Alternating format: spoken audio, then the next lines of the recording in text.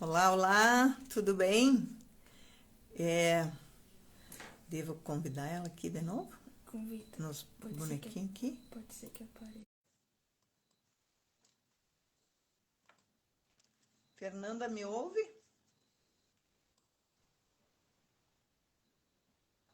Ela recusou. Mas que coisa. Ai, Ela tem que acenar. Ela acenou. Ela tem que E aí eu aceitar. aceno para ela? Ela tem que aceitar o convite. Se ela não aceitar o convite, ela não vai conseguir. Ela recusou o convite? Manda de novo. Acho que dá pra mandar de novo. Não dá. Não, Já você foi o só convite. aceitar porque não tem como. Vamos ver aqui que tem uma aqui. Aceitar. Aceitei ela. Entrar ao vivo com. Ah, agora sim. Foi? Vamos lá, vamos ver. Fernanda? Oi, Oi! conseguimos! Aleluia! Opa, muito bom. Muito obrigada, Fernanda, pela tua paciência também. Ah, Vamos começar como tínhamos programado. Olá, olá, olá, amigos. Hoje é um dia muito especial, pois aqui em Triunfo, no Rio Grande do Sul, no Brasil, né, comemoramos com muito orgulho e emoção o aniversário de dois filhos ilustres dessa terra. Corpo Santo, 197 anos. Um triunfense que escreveu e publicou uma enciclopédia. E a atriz brasileira, Iracema de Alencar, 128 anos de nascimento. Uma triunfense que desbravou, ainda jovem, o mundo das artes, da comunicação, nas telenovelas, no rádio e as artes visuais no teatro, cinema e televisão. Cada um em seu tempo viveu intensamente sua vida e nos deixou um legado, do qual nos orgulhamos e temos a missão de divulgar. Para tornar-se ainda mais relevante esse dia, como deve ser, convidamos a doutora Fernanda Marques Granato, doutora da Universidade de São Paulo. E isso, então, estamos com essa live dando abertura ao evento anual da Fundação Corpo Santo, que é o Outonando Corpo Santo, na sua 14ª edição. Também, né, vamos agradecer aqui a todos os que tiveram paciência, persistência e estão conosco, né, para assistir, para compartilhar desse conhecimento da doutora Fernanda e dizer que podem conhecer melhor a Fundação acessando o nosso site www.fundaçãocorposanto.com.br. Vamos apresentar a nossa convidada. Nossas boas-vindas, então, a doutora Fernanda Marques Granato, doutora em Literatura Crítica Literária pela PUC de São Paulo. Mestre, se eu errar alguma coisa, tu me corrige depois. Mestre em Literatura Crítica Literária pela PUC de São Paulo. Graduada em Comunicação e Multimeios pela PUC de São Paulo e em Letras pela PUC de São Paulo. Tradutora, poeta, pesquisadora e amante das letras. E também fez doutorado pela USP. Então, diretamente de São Paulo, boa noite, Fernanda, querida! Você pode, então, nos contar rapidamente sobre sua cidade de origem, sua família e como descobriu a vocação pelas letras e literatura. Bora lá! oi, tudo bem? Boa noite, pessoal. Eu estou muito feliz de estar aqui com vocês e de estar participando dessa abertura do evento. E apesar das dificuldades técnicas, a gente conseguiu entrar e é isso que importa. Então, eu sou de São Paulo, minha família também é de São Paulo.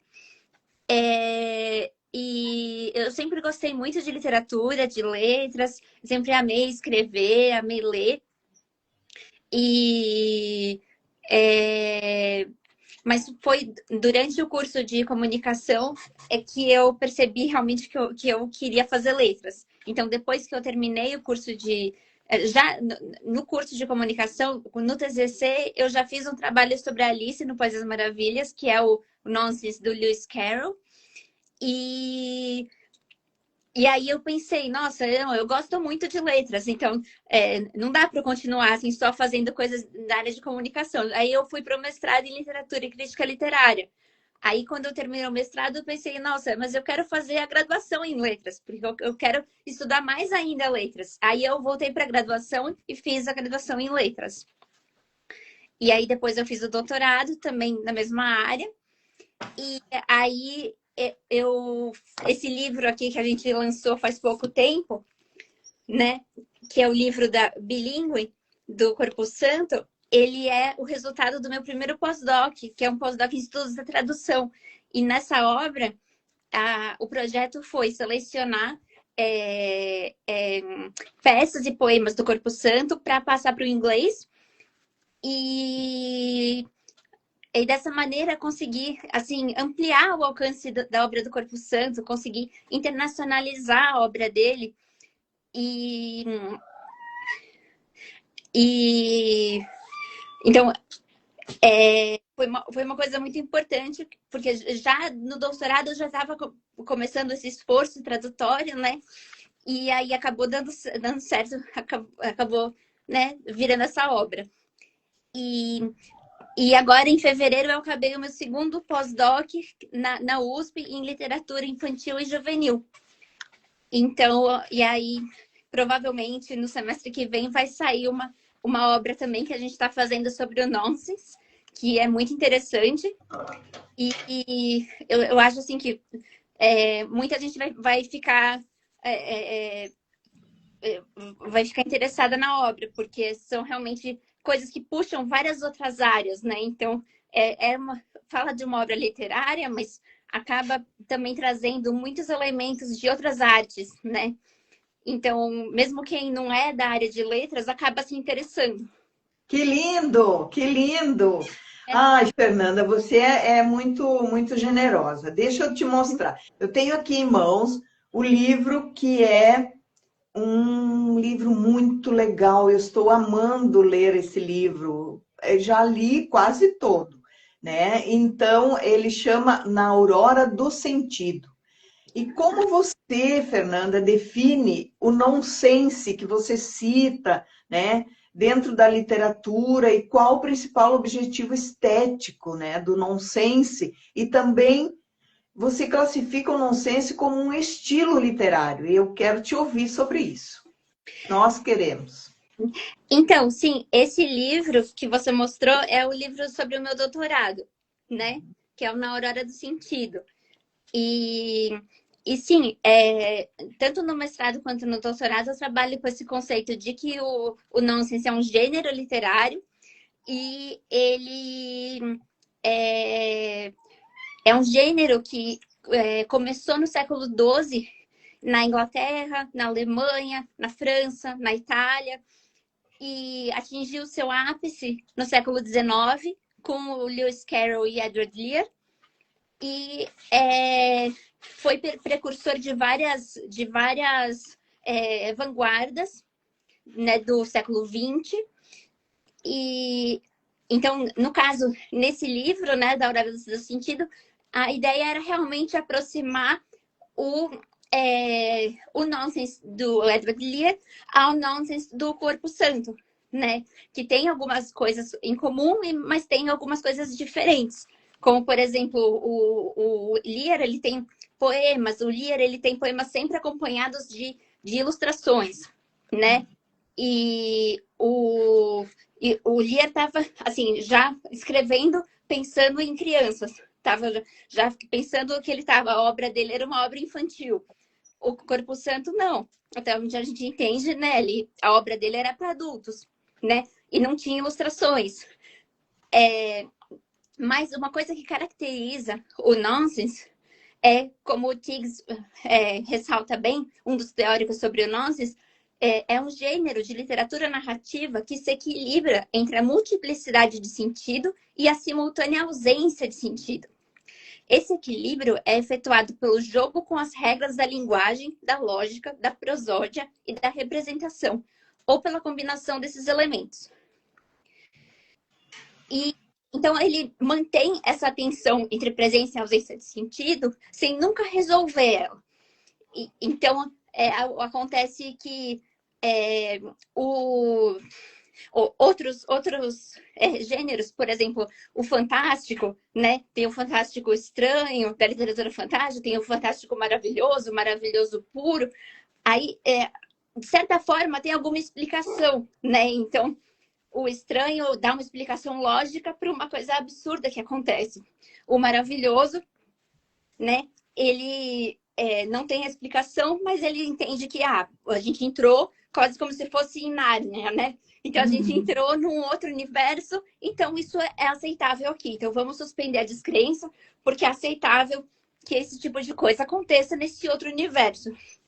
Sim. Mas no nonsense, você não tem isso. Você não tem, assim, regras que pautam essa realidade. Você simplesmente perde todo referencial com a realidade, você perde. E aí você acaba reconstruindo toda a relação que cada leitor, cada pessoa tem com a linguagem e que usa a linguagem para nomear o mundo, ela é reconstruída dentro do nonsense. Então, sim, no nonsense, uma cadeira não é uma cadeira. Pode ser uma coisa totalmente diferente. É verdade. Nos permite um certo delírio, de certa forma, na maneira de colocar o tema, o assunto, a questão. E aí você também coloca assim, você vê uma relação entre o vazio do sentido e a liberdade criativa. Uhum. Né? Conta para nós sobre isso. Enfim, aí eu vi isso no capítulo 3 também, você comenta sobre a dramática de Corpo Santo, né? Como um expoente brasileiro nonsense do século XIX e de suas peças e poemas, né? Fica à vontade, vai falando, se tu lembrar, que é muita coisa nessa pesquisa, né? Então, dá a impressão, quando você primeiro lê alguma obra nonsense, pode dar a impressão que tem um vazio de sentido, né? Porque se você for assim, com essa mentalidade, com essa expectativa de, eu vou encontrar uma coisa que funciona a partir de determinadas regras, condições, né? Eu vou encontrar relações de causa e consequência, né? Então, quando você não encontra isso, né? Dá a impressão que não faz sentido, não significa nada, não tem sentido, mas não é isso, né? Na verdade, ele é um espaço que pode ser preenchido por qualquer coisa. Então, esse espaço, ele é um espaço que cabe múltiplas possibilidades de sentido e nenhuma ao mesmo tempo. E ele está assim, a todo ponto se equilibrando. Então, como se fosse uma gangorra, todo momento se equilibrando e tentando, não tá nem ficando embaixo nem em cima, tá sempre embaixo, em cima, embaixo, em cima. E liberta a palavra da função utilitária, da automatização do cotidiano, permitindo que o texto, né, verbal e mesmo visual, com as ilustrações, ou mesmo o projeto gráfico, se torne um jogo puro, onde a gente não tem as barreiras da verossimilhança, não tem limites, né? Então, tudo pode entrar, tudo pode aparecer nessa... Mas, assim, hoje a gente sabe que esse estilo literário se comporta assim. Mas, na época deles, eles criaram isso porque criaram, né? Sim, sim. Hoje a gente sabe que ele tem essas, por exemplo, tem essas regras como essa tensão permanente entre presença e ausência, sentido, caráter de jogo, o campo de E, jogo da linguagem, a natureza uhum, verbal, né, a ausência de envolvimento emocional, mas, mas tem uma abertura que outros gêneros não têm, né? e Então, no caso, o Corpo Santo, ele faz um nonsense brasileira muito especial. é, porque ele se coloca também como narrador e como personagem. Ele ocupa os dois espaços, e aí que eu vejo a especialidade da obra dele, porque ele deixa isso com que as pessoas também se sintam parte, né? Daquele enredo, né? Porque ele, inclusive, disse, as pessoas que quiserem ou puderem melhorar, modificar, né, alguma coisa que para mim não foi possível, podem. Então, ele foi muito generoso, né? Sim, sim. Isso. Que coisa legal, né? E para você assim, Fernanda, quem foi José Joaquim de Campos Leão? Corpo Santo, e por que ele foi considerado o precursor do absurdo? Então, ele foi um dramaturgo e poeta gaúcho do século XIX. Ele antecipou em muitas décadas elementos do teatro do absurdo e do surrealismo, utilizando diálogos desconexos, situações bizarras e uma ortografia, um projeto ortográfico todo próprio que desafiava a norma culta da época. Mas essa questão que você comentou dele ser narrador e ser personagem também é muito importante na enciclopédia, porque, na verdade, ele está afirmando e reafirmando a própria existência dele, a própria existência dele enquanto experiência na língua. Então, todo momento ele está assim construindo essa moldura desse caos, né? Que é a existência, que é a experiência dele, que é ser essa pessoa que está na sociedade, mas ao mesmo tempo está à margem da sociedade, né? Então, assim, é uma A dor de tudo isso tem uma dor também, né? é uma questão existencial muito forte, né? Então, assim, é até interessante ele colocar como enciclopédia, né? Como se fosse, né, vamos definir as coisas. E não, ele faz exatamente o oposto, né? Você deve ter lido o trabalho da Maria Clara Gonçalves, né? Ela Sim, explica muito bem isso, né? sim. Já foi nossa convidada, temos live com ela, você pode assistir depois. Ela é E genial. ela é muito legal também. Então, vocês, assim, eu só tenho muita gratidão, porque vocês, pesquisadores, trazem riqueza de conteúdo, de outros enfoques em relação à obra desse nosso medonho, né? Que ele foi, ele se locupletou dessa história toda para deixar a gente bem ansioso por conhecer, por entender. Mas o que é o entender? Justamente é a gente interpretar hoje aquilo que ele disse lá atrás, né? Uhum. É isso aí, se aplica nos dias de hoje, tudo isso se aplica. Mas eu achei muito interessante, Fernanda, você cita, né, num trabalho ali, algumas pesquisas, né? E daí tu colocas assim, que em 80 pesquisas, 50 são sobre Edward Lear. E essas prioritariamente sobre o nonsense. Uhum. E 30 sobre Corpo Santo, sendo a maioria das pesquisas relacionadas ao teatro, às artes, à história, enquanto apenas algumas tratam da enciclopédia, como texto literário, e apenas 2 indicam a possibilidade de haver traços de nonsense em suas obras. Então, que interessante essa pesquisa, Fernanda. Que interessante. Fale sobre isso. Assim, é que sempre no começo da pesquisa a gente faz uma pesquisa, um levantamento da fortuna crítica, né? Então, nesse caso, são das pesquisas anteriores que outras pessoas fizeram sobre aquela obra, aquele autor, aquele recorte, né? Então, é isso que eu estou levantando nessa parte né, do trabalho e mostrando que, assim, a maioria das pesquisas sobre Corpo Santo não estão falando sobre nonsense, sobre sentido, sobre atribuição de sentido, sobre a reafirmação da experiência através da linguagem, né? A reconstrução do self na linguagem.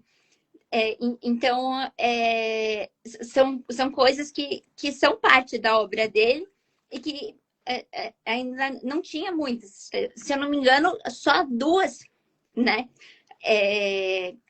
Uma que era da maravilhosa Miriam Ávila, e a outra é a pesquisa que eu conduzi. Então, por isso que eu falo que no final tem duas, né? Tá. Então, e assim, acho que tinha que ter muito mais, né? Porque tem muita coisa para explorar na obra dele, mesmo dentro do nonsense, né? E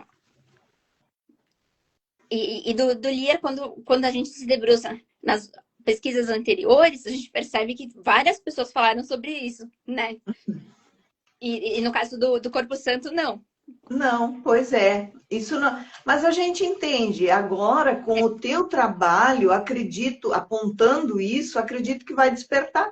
Muitos pesquisadores vão. Não, mas então, vamos aqui, ó. Quanta coisa apareceu que a gente não estava dando conta, não estava visualizando, né? Sim, E aí sim. você diz também sobre como é que a loucura atribuída a Corpo Santo influenciou na recepção de sua obra.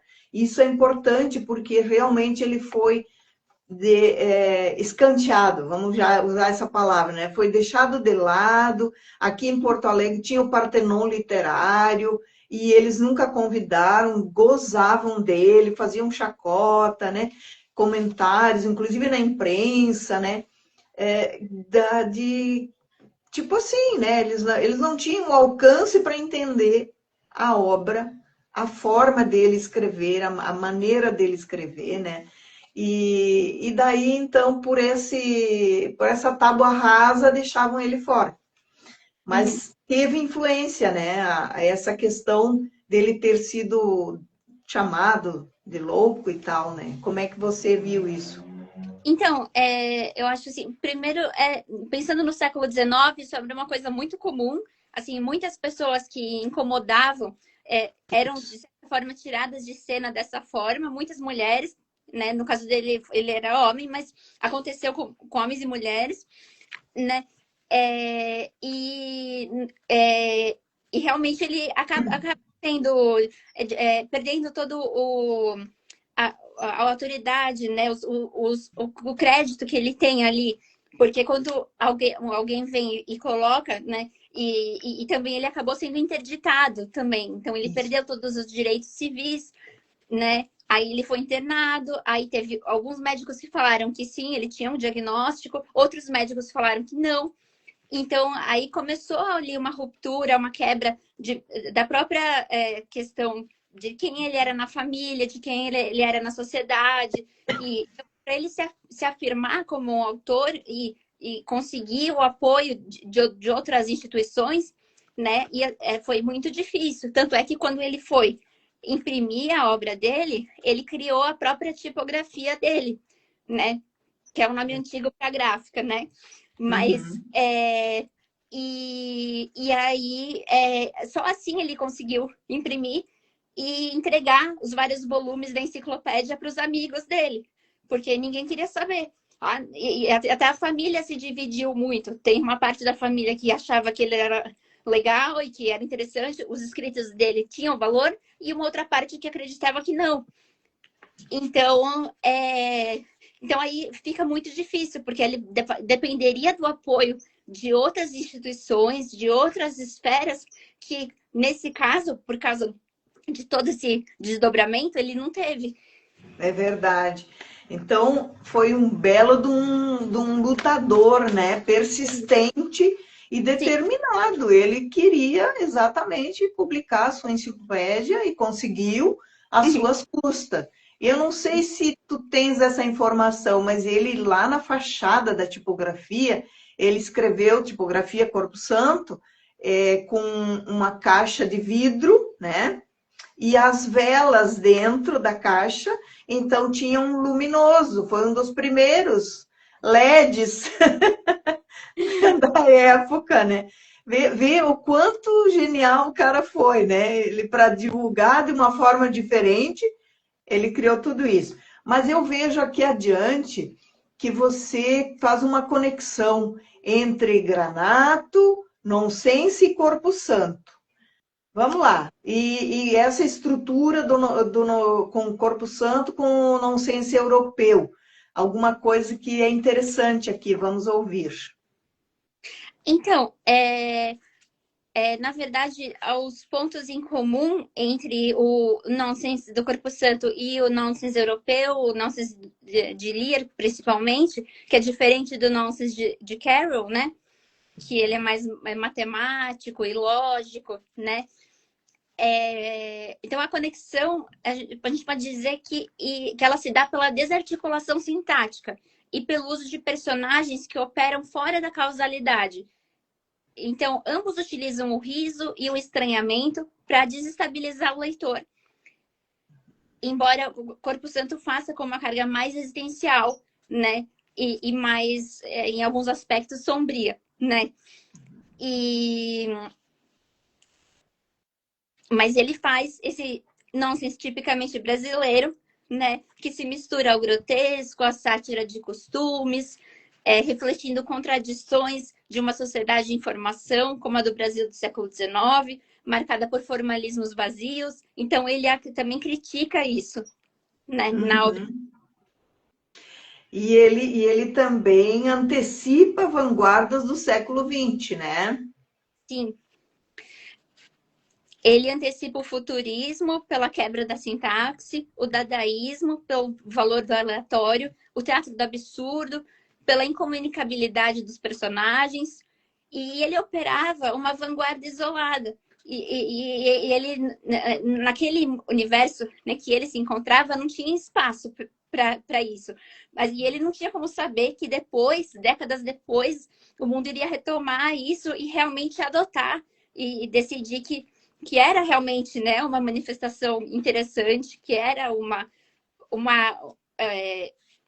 arte interessante, né? Então, a gente depois vê, além da literatura, né? Vê na arte, no cinema, que várias esferas têm essa mesma temática, né?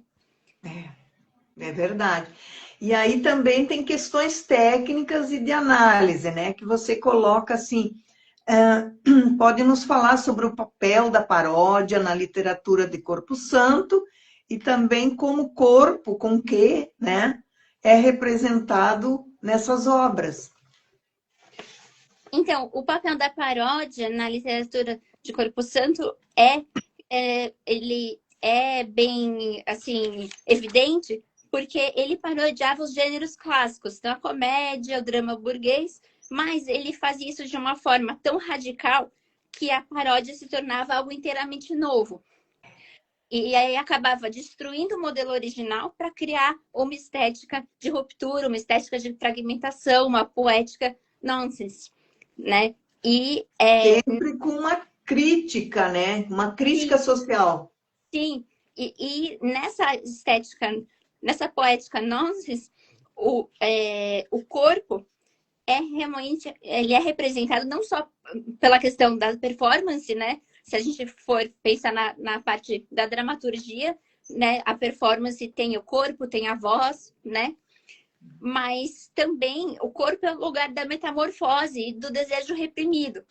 Em Corpo Santo, o nome artístico já sugere uma santificação do corpo físico em oposição às regras sociais asfixiantes, e é um corpo que é santo, né? Então, é um corpo que está aqui na Terra, mas ao mesmo tempo tem esse lado assim de sagrado, né? De divino, né? Então, é uma coisa contraditória, né? Que bacana. Então, assim, ó, Eu estou preocupada, assim, que a gente tem tanto para falar ainda, mas vamos lá, vamos lá. Você acredita que o nonsense pode ser uma ferramenta de política cultural? Sim, na medida em que o nonsense nos permite ouvir a língua fora do poder, e a desmantelar essa lógica da linguagem, ele desmantela também a lógica do poder. Então, se as palavras perdem a sua definição e a sua autoridade fixa, as estruturas sociais baseadas nesses discursos rígidos também são questionadas. E aí realmente a, existe a possibilidade, né, desse caos ser retrabalhado e fazer novos discursos, novas estruturas, né, baseadas em numa nova linguagem. Sim, sim. Então, é verdade. A gente tem essa visão naquela peça como é que é, o Credor da Fazenda. Sim. Muito forte, muito forte. E aí, agora vamos pensar assim, o legado e relevância atual, né? Por que que Corpo Santo ainda é pouco lido pelo grande público brasileiro? Acho que um pouco tem a questão da época, né? Que como na época ele não foi reconhecido como outros autores da época foram, não teve um investimento, um incentivo na época para a obra dele ser desenvolvida e mesmo ser publicada, né? Foi publicada apesar de todo mundo que atrapalhou, né? Exato. Então isso eu já acho que é um elemento, né? E outra questão também essa questão do diagnóstico, dessa possível loucura e da obra ser, né, o resultado dessa monomania, dessa escrita automática, meio surrealista, né? E fica aquele estigma, né, associado à pessoa. Isso às vezes atrapalha, né? Mas a obra é muito complexa, né? E ela exige um leitor que está disposto a abrir mão do conforto, da compreensão imediata, o que é um desafio ainda, se você for pensar no ensino tradicional de literatura, e mesmo quando as pessoas buscam livros de ficção, livros para se entreter, leituras para passar o tempo, é difícil as pessoas escolherem livros que, assim, realmente deixem a pessoa tensa, a pessoa, né, coloque a pessoa para pensar nessas questões e para se posicionar diante da língua então acaba sendo uma coisa que acaba não levando muitas pessoas a lerem, né? E também porque ele imprimiu, né? Ele publicou esses volumes e entregou para os amigos. Aí cada amigo guardou na sua casa. E aí, aos poucos, os pesquisadores foram juntando, reunindo tudo e descobrindo os vários volumes. Mas na década de 60, todo mundo estava falando do teatro do absurdo, com Ionesco, né? Então, estavam falando que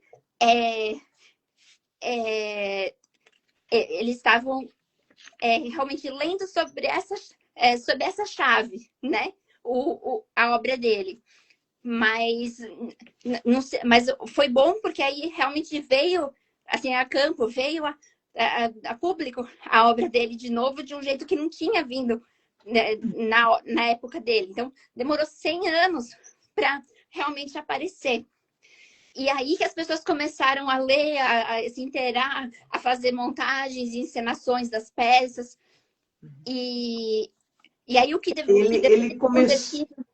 ele começou a ser conhecido, né, 100 anos depois, através das peças teatrais, né? E aí isso, acredito assim que foi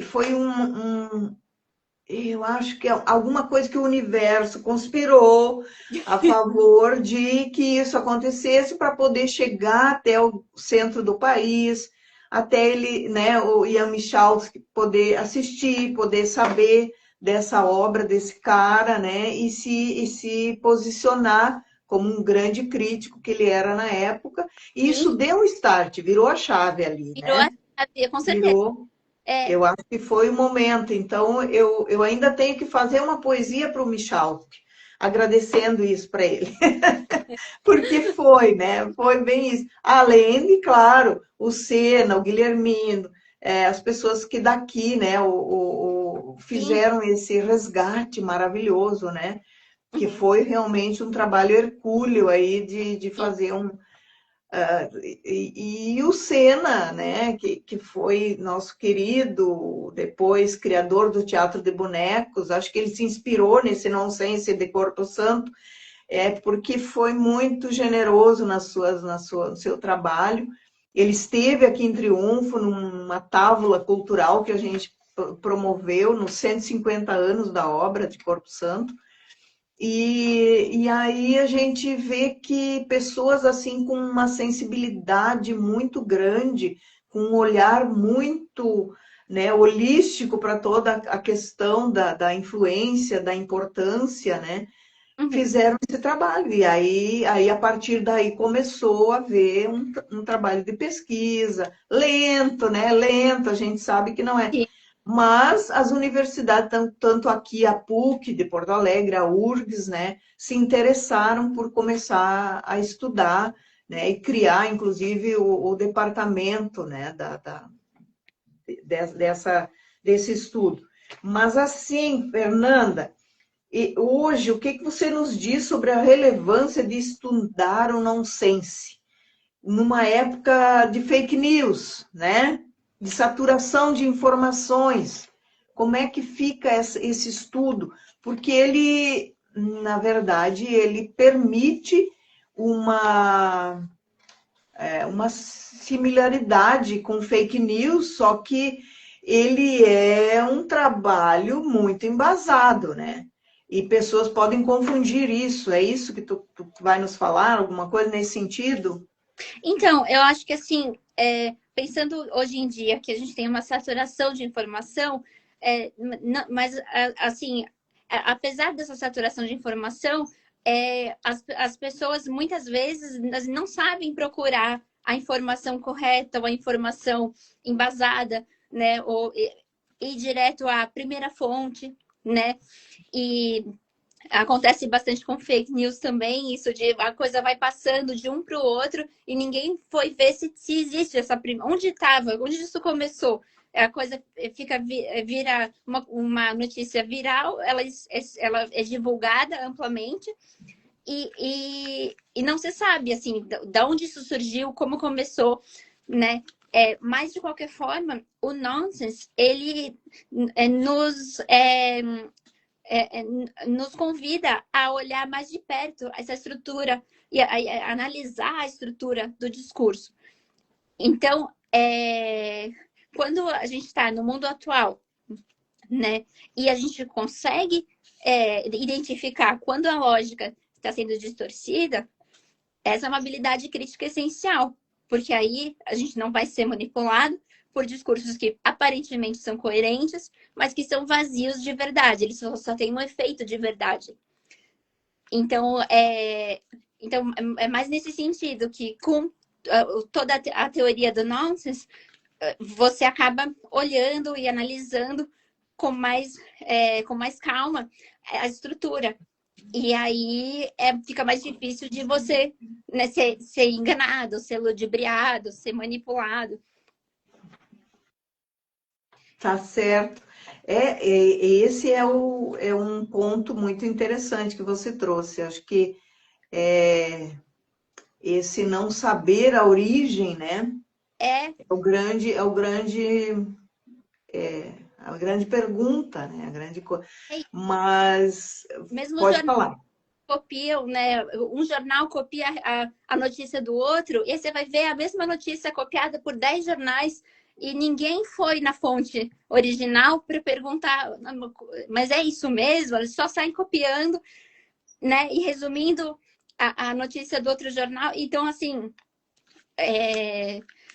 no fim, a informação de qualidade, ela é perdida, né?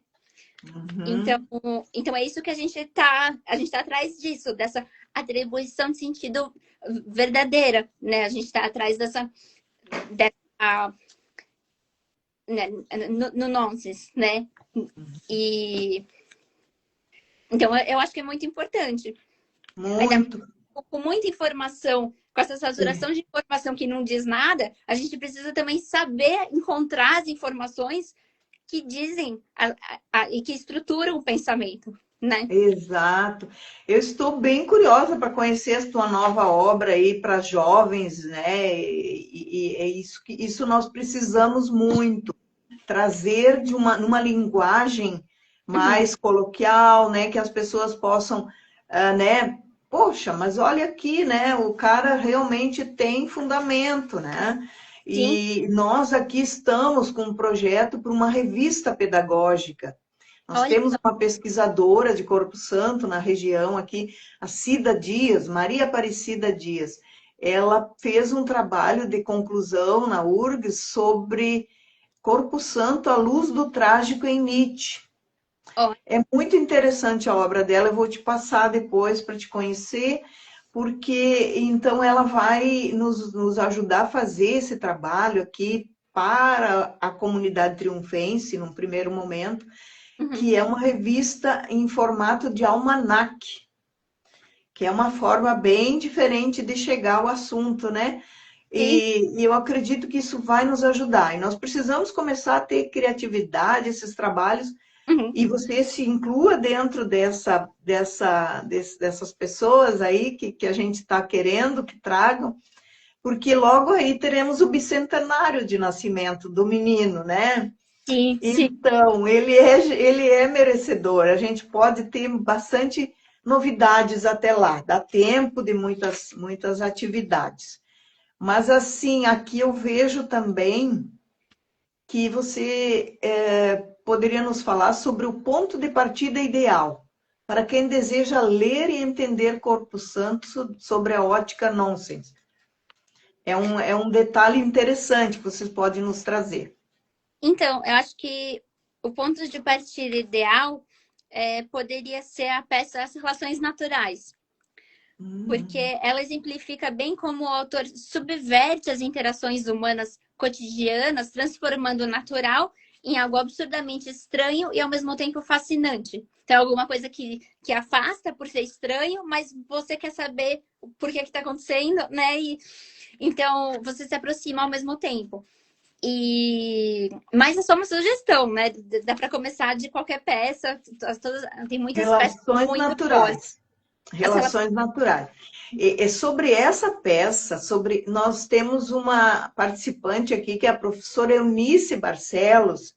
Ela teve o privilégio de estar conosco, e nós tivemos o privilégio de estar com ela em cena, justamente sobre isso. Ela traz as relações naturais, e aí a gente inventou um esquete que dizia assim: Corpo Santo, não, a Inácia, que é a esposa dele, né? Inácia e as relações de um corpo. Olha entendeu? Só.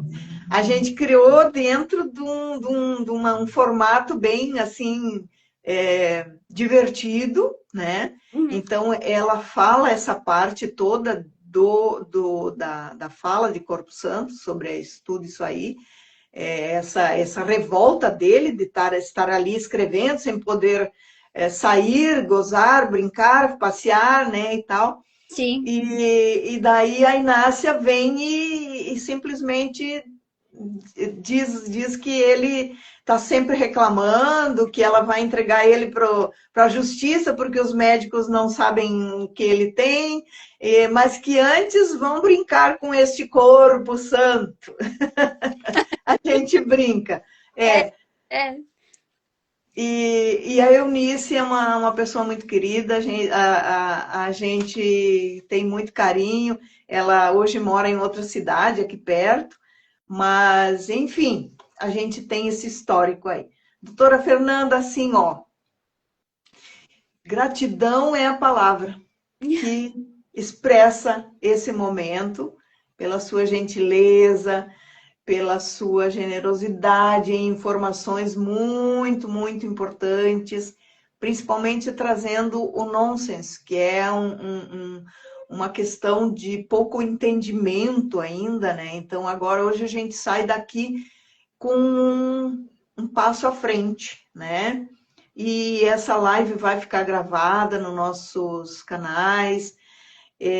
Isso vai proporcionar que daqui a pouco mais a gente vai divulgar para que as pessoas entrem, vejam. Porque hoje é domingo, né, Fernanda? 19 de abril é domingo, de noite. As pessoas estão lá já num outro momento da sua vida, pensando na segunda-feira, na semana, né? E a gente primou pela data, porque nós temos que fazer isso na data de nascimento de Corpo Santo. É o nosso desafio, né? Então, esse aniversariante, ele nos deixa sempre com essa situação, né? Mas é muito gratificante também, né? Que a gente possa... A Eunice está agradecendo que a gente comentou e eu te agradeço, viu, Eunice? É isso aí, a nossa parceria sempre. Mas eu te deixo, assim, bem à vontade para você fazer as suas considerações finais. Pode nos trazer mais alguma surpresa, se quiser. Fique tranquilo, fique à vontade. Eu queria agradecer pelo convite, por poder participar dessa abertura do evento, que tem várias outras, né, outras lives e outras atividades que vão acontecer que são incríveis. Então, eu fiquei muito honrada por ser convidada. E realmente a gente não pode esquecer, a gente não pode deixar ninguém esquecer a obra dele, a importância dele, né? E mesmo agora que a gente está no 197º aniversário, temos que continuar investigando. A obra dele ainda tem muita coisa para a gente descobrir. E não... quanto mais você investiga, mais você encontra coisas novas, né? E esses livros que a gente mostrou, né? Esse e o outro, eles estão todos na Amazon. Então, Amazon. É bem fácil de achar, é só colocar o meu nome e aí é bem tranquilo de achar. Caso vocês se interessem. E o gênero também é um gênero que está muito presente em várias coisas, mas que as pessoas acabam não falando muito, né? Inclusive, Fernanda, esse maravilhoso aqui na Aurora do Sentido, como nós criamos agora há pouco tempo, a Academia Triunfense de Letras, ele já está sendo lido pelos colegas literatos, né, da academia, porque eu sou a pessoa privilegiada que vai sentar na cadeira número 1 da academia, que é a cadeira Corpo Santo. Olha. Então, realmente eu tenho que estar muito feliz nesse dia, em todos os dias que a gente trabalha esse legado, né? Porque realmente nós precisamos potencializar e divulgar esta obra. Ele é essa pessoa que a gente conhece por uma foto aqui, né? Uma foto que uma pessoa com um semblante um pouco, né, fechado, uma bengala. Aqui não está a cartola, mas a cartola nos inspira para fazer um trabalho de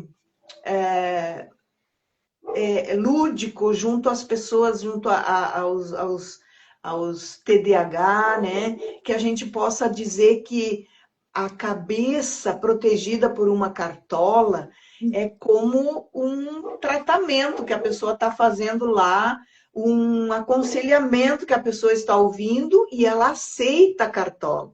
E isso não é feio, não é ruim para ninguém. A gente precisa, sim, sentir orgulho de poder manter essa caixa torácica craniana maravilhosa, né? Que é a nossa cabeça, o nosso cérebro, que é o fundamento maior da nossa vida, né? O pensamento que orienta a sua inteligência é muito mais importante do que a quantidade de inteligência que você Sim, tem. com certeza. Isso foi o David Schwartz que disse. E eu sou fã né, desse pensamento.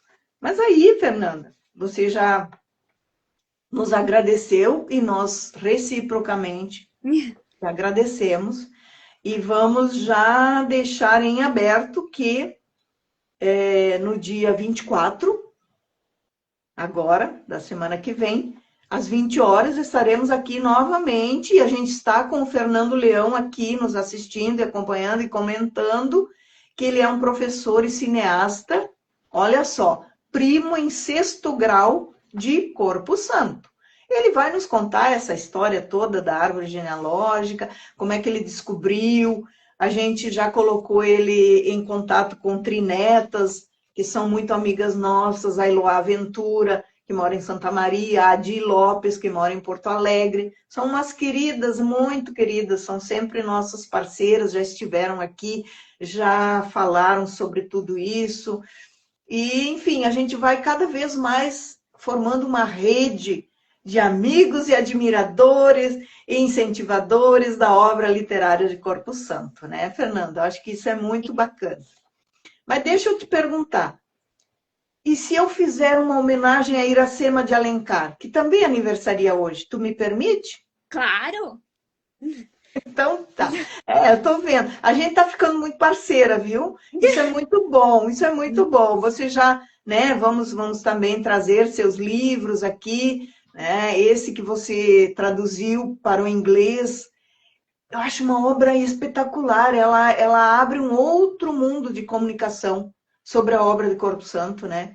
Porque eu me lembro que a professora Leda Martins, lá da Universidade de Minas Gerais, de Belo Horizonte, ela aprendeu a conhecer o Corpo Santo lá nos Estados Unidos. Quando Olha, ela fez um trabalho de doutorado lá, e aí ela veio para a Universidade de Minas Gerais, e o Bruno David, que é um dos alunos dela que ensinou, fez o trabalho de conclusão com a enciclopédia, ela criou a cadeira de teatro dentro da Universidade de Belo Horizonte, Minas Gerais. Então, veja a importância, né? O que ela sentiu de relevância e importância para criar tudo isso lá na universidade. Então, vamos homenagear Iracema, querida.